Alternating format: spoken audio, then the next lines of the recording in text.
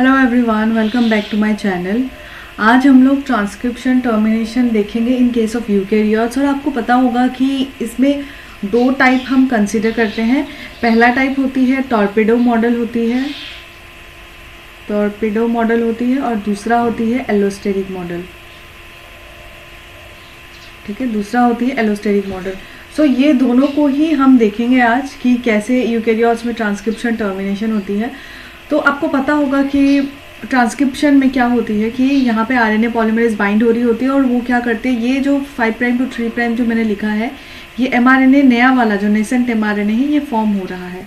ठीक है, and at the same time ये जो दूसरा वाला स्ट्रैंड है ये है हमारा डीएनए स्ट्रैंड। ठीक है, तो इसी को रीड करके यहाँ पे एमआरएनए कुछ कोडोन्स बना रहा है, यहाँ पे कुछ न्यूक्लियोटाइड्स ये ऐड कर रहे हैं और यही न्यूक्लियोटाइड्स बाद में जाकर कोडोन का रोल प्ले करेगी। ठीक है, तो अब जब ये न्यूक्लियोटाइड जब ऐसे बन रहा है ना, तो जैसे आपको ये ना एक ग्रेजुअल प्रोसेस की तरह आपको इमेजिन करनी है कि ये चल रही है। ऐसा नहीं होती कि रुक जाती है, रुक के ये चीज़ें हटा लेती है, फिर उसके बाद वो आगे बढ़ती है, ऐसा नहीं है। जब आप रेप्लिकेशन, ट्रांसक्रिप्शन या ट्रांसलेशन देखते हैं ना, ये बहुत ही ज़्यादा साइमल्टेनियस प्रोसेस है, ये कहीं पे स्टॉप नहीं करती है, चलती रहती है। ठीक है, तो आपको फ्लो में इसे इमेजिन करनी है। तो देखिए, जैसे आरएनए सबसे पहले अभी हम बता देती हूँ मैंने कौन सा एक्सप्लेन करना है यहाँ मैं आपको पहले टॉर्पेडो वाला बताऊंगी, फिर उसके बाद हम एलोस्टेरिक पे बात करेंगे। तो जब हम टॉर्पेडो मॉडल पे बात करते हैं तो टॉर्पेडो मॉडल पे क्या होती है कि ये देखिए, यहाँ पे क्या हो रही है, हमारा नेसेंट एमआरएनए जो है ये फॉर्म हो रही है। ठीक है, यहाँ से ये निकल के ये जा रही है। तो जब निकलते निकलते जाती है ना, तो ऐसा एक पॉइंट आता है यहाँ इस लगभग इस वाले पॉइंट पे, जहाँ पे हमें दिखता है कि पॉली पॉलीमरेज की वजह से यहाँ पे बहुत सारे एडेनिन के हमें सीक्वेंसेस दिखते हैं, एडेनिन न्यूक्लियोटाइड्स दिखते हैं। ठीक है, तो यही एडेनिन न्यूक्लियोटाइड जब पॉलीमरेज, आरएनए पॉलीमरेज जब इसी पॉलीएडेनिन को जब ये एनकाउंटर करता है, इसको जब पता चलता है कि अच्छा इस पे तो पॉलीएडेनिन लग चुका है, तो क्या करती है, यही देख के क्या करती है, हमारा यहाँ पे कुछ क्लीवेज फैक्टर्स आके यहाँ पे रोल प्ले करती है। क्लीवेज फैक्टर बोले तो ये सारे, ठीक है, ये कुछ हमने देखी होती है ना, उसमें स्प्लाइसिंग वगैरह में देखी होती है, कुछ क्लीवेज फैक्टर्स होती है, वो सारे क्लीवेज फैक्टर्स यहाँ पे हमारा आ जाता है। ठीक है, क्लीवेज स्टिमुलेटिंग ट्रांसक्रिप्शन फैक्टर, ये सारी चीज़ें यहाँ पे आ जाती है। तो ये आगे क्या करती है, इनका मेन काम होती है कि क्लीव करना। तो ये पहले जाके कहाँ क्लीव करती है, ये जाके मैं इसी पिक्चर पे बना देती हूँ या फिर इसी में बना देती हूँ। तो ये जाके क्या करती है, ये फैक्टर जाके यहाँ जाते ही ये यहाँ पे कहीं पे क्लीव कर देती है। ठीक है, आई होप आपको क्लियर इमेज विजुअलाइज हो रहा है। तो यहाँ पे जाके इन्होंने जाके क्लिप कर दी।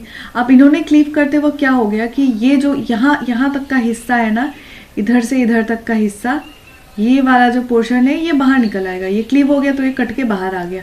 तो क्लीव होने के बाद हमें क्या दिखेगा, ये कट के ये वाला पोर्शन यहाँ बाहर आ गया, हमें यहाँ पे दिख रहा है कुछ ऐसा थोड़ा सा।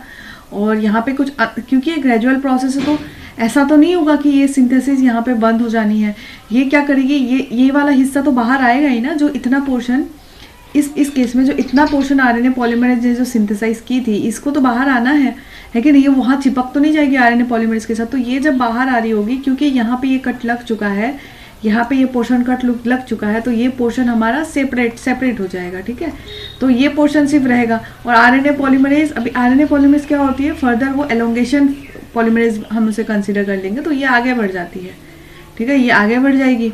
तो ये 3 प्राइम जो है ये हमारा बाहर आ गया। तो जैसे ही ये 3 प्राइम बाहर आ जाएगा ना, हमने देखा होता है कि ये वाला पोर्शन जो है ये तो हट गया, ये वाला जो हट गया ये तो कट गया। ठीक है, ये हमारा एमआरएनए तैयार हो गया। अब ये फर्दर प्रोटीन सिंथेसिस ट्रांसलेशन में जाएगी। लेकिन इस पोर्शन का क्या, ये जो पोर्शन रह गया है, इस पोर्शन को हम क्या करेंगे, ये जो पर्टिकुलर पोर्शन है, तो इस पोर्शन के लिए हमारा कुछ यहाँ पे एंजाइम्स वर्क करती है। ठीक है, और यहाँ पे 2 एंजाइम का नाम आपने बहुत ही ज़्यादा कॉमन सुना होगा, RET1 और XRN2। ठीक है, सो ये दोनों का ही काम ऑलमोस्ट सिमिलर ही है। सिंस ये 5 प्राइम एंड कंसिडर करेंगे और 3 प्राइम एंड ये होगा, और इसका कोई काम नहीं है, तो हमारा काम क्या होगा, इसे आके डिग्रेड कर देना। सो डिग्रेड करने का मतलब क्या है कि इनका ऑब्वियसली इनमें से इसका रोल तो एक्सोन्यूक्लियस तो होना ही पड़ेगा। Exonuclease that to in the direction of 5 prime to 3 prime, 5 prime to 3 prime direction में ये क्या करेगी, कट कर देगी, जिसकी वजह से ये सारे टुकड़ों में ऐसे कट करके ये पूरा ओवर हो जाएगा, आरएनए पॉलीमरेज फ्री हो जाएगा और वापस उधर पे क्या होगा, फर्दर जो यहाँ पे प्रोसेसिंग होगी उस पर हमें फिर से एक mRNA मिलेगा। तो वही mRNA को सेम प्रोसेस से हम कंसिडर करते हैं। अब जो ये एक्सोन्यूक्लियस है, ये 5 प्राइम टू, ये देखिए जैसे ही पॉलीएडिनाइलेशन ए वाला जो पोर्शन है वो जैसे ही हट गया था ना, तो ये क्या होगा, ये थोड़ा सा इलाका जो है वो सेंसिटिव हो जाता है, क्योंकि आपको पता होता है कि पॉलीएडिनाइलेशन और प्लस वो 5 प्राइम पे जो कैपिंग होती है वो सारा हमें प्रोटेक्टेड रखती है, mRNA को प्रोटेक्टेड लेके, लेकिन जिसके वजह से उस पर कोई भी डिग्रेडेशन हम इनिशियली नहीं कर पाते हैं। ठीक है, तो अब तो ये तो सेंसिटिव हो गया है, ये थोड़ा सा खुल गया है, तो ऑब्वियसली ये जो है XRN और R81 ये जाके इस पर आराम से कट कर सकता है और इसको क्लीव कर सकता है। अब आपको समझ आ रहा होगा कि यहाँ पे RET1 और XRN1 दोनों ही करता होगा, ये आपका क्वेश्चन होगा। तो क्वेश्चन का आंसर ये है कि ये स्पीसीज स्पेसिफिक है। जो RET1 है वो हमें देखने को मिलेगी, सिंस हम यूकैरियोट्स की बात करें तो यहाँ पे हमने इसको कंसिडर किया। XRN2 भी हमें देखने को मिलेगी, ये ह्यूमंस में देखने को मिलती है। ठीक है, ये दो कंडीशन होती है, तो आपको इसको साइमल्टेनियस में यूज़ कर सकते हैं। एग्जाम में अगर RET1 आए XRN आए, आप दोनों को ही यूज़ कर सकते हैं। ठीक है, और इन दोनों के पास जो कभी कभी ना इनके पास ये भी होती है कि डिग्रेड करके क्या करती है, ओवरऑल ये टर्मिनेशन, मतलब ओवरऑल ही इस पूरे प्रोसेस को ये टर्मिनेट कर देती है। ठीक है, इसके आगे अब कुछ नहीं होना है, आरएनए पॉलीमरेज गायब हो गया और पूरा कंप्लीटली ये टर्मिनेट हो गया। टर्मिनेट होने के बाद क्या होती है, अब यही एक्सोन्यूक्लियस कट कर करके तो यहाँ 3 प्राइम तक पहुँच जाएगी। तो जैसे ही ये 3 प्राइम तक पहुँच गई ना, ये क्या करती है, ये जो एलोंगेशन जो आरएनए पॉलीमरेज है इसको ये डिस्टर्ब कर देती है, जिसकी वजह से ये अलग हो जाती है। ठीक है, ये भाग जाती है वहाँ से, इस डीएनए टेम्पलेट से हमारा गायब हो जाती है। अब यहाँ जैसे यहाँ से गायब हो जाती है, डेट मीन्स कि हमारा टर्मिनेशन हो चुका है कम्प्लीटली। ठीक है, अब ये रहा हमारा कौन सा मॉडल, टॉर्पिडो मॉडल। अब हम बात करेंगे एलोस्टेरिक मॉडल पे। यहाँ पे मैं लिख लेती हूँ, अभी हम बात करेंगे किसके बारे में, एलोस्टेरिक मॉडल के बारे में। एलोस्टेरिक मॉडल, तो एलोस्टेरिक मॉडल में भी थोड़ा सा केस सिमिलर ही होता है, इतना ज़्यादा दिमाग मारने वाले कुछ चीज़ है नहीं, क्योंकि क्वेश्चन इतना टफ पूछा नहीं गया है अभी तक ये इसको लेके। तो ये रहा हमारा एलोस्टेरिक मॉडल। तो जब हम एलोस्टेरिक मॉडल की बात करते हैं ना, तो उसमें हमें दिखता है कि थोड़ा सा अलग टाइप की चीज़ें दिखेंगी। ठीक है, यहाँ तो हमने बहुत सारे फैक्टर्स देख लिए थे कि ये आते हैं, ये कट कर देता है, तो क्या हो रही होती है इसमें, अलग क्या हो रही होती है, अलग ये हो रही होती है कि ये जो डीएनए टेम्पलेट है ना, यहाँ पे हमें mRNA दिखती है। आपको पता होगा कि यहाँ पे हमारा पॉली ए ऐसे करके दिख रही थी। ठीक है, पॉली ए दिख रही थी, तो जैसे ही ये पॉली ए जो है ये आरएनए पॉलीमरेज के साथ जैसे ही ये एनकाउंटर करती है, ठीक है, आरएनए पॉलीमरेज के साथ जैसे ही एनकाउंटर करती है, ये कुछ कन्फर्मेशन चेंजेस होती है आरएनए पॉलीमरेज में। ठीक है, यहाँ कुछ कन्फर्म, या तो ये कुछ ऐसे करके लूप बन जाएगा, या तो कुछ तो होगा यहाँ पे कि यहाँ कुछ कन्फर्मेशनल चेंजेस होती है।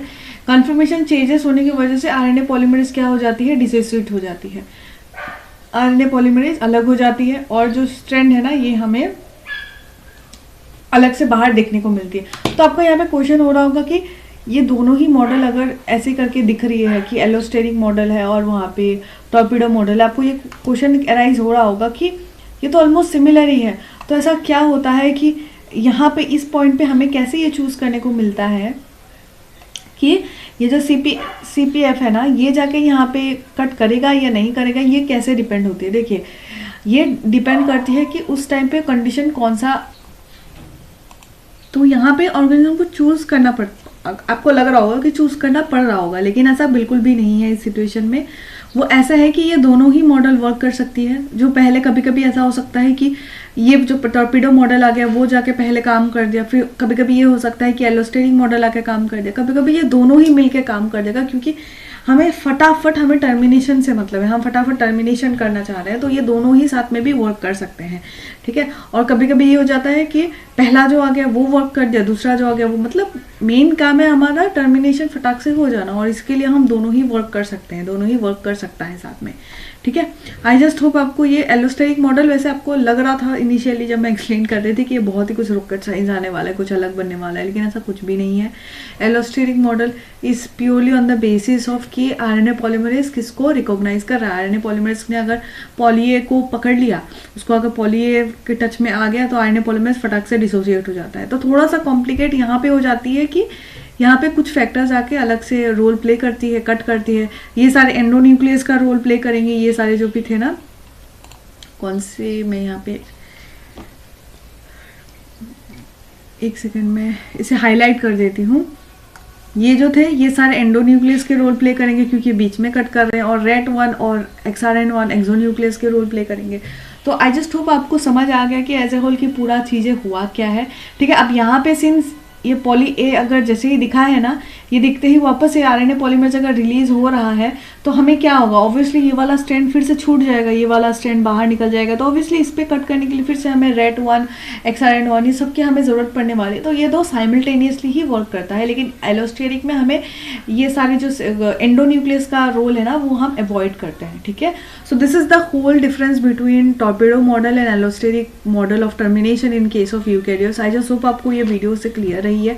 If you have any kind of doubt, if you want me to improve in my way of teaching, you can comment me. I'll definitely go through ये। तो आपको बेटर से बेटर चीज़ें मैं प्रोवाइड करने की कोशिश करूँगी, मैं तरीका चेंज करूँगी एक्सप्लेन करने की। So that's all for today. Thank you so much for watching guys. Have a nice day and do subscribe to my channel.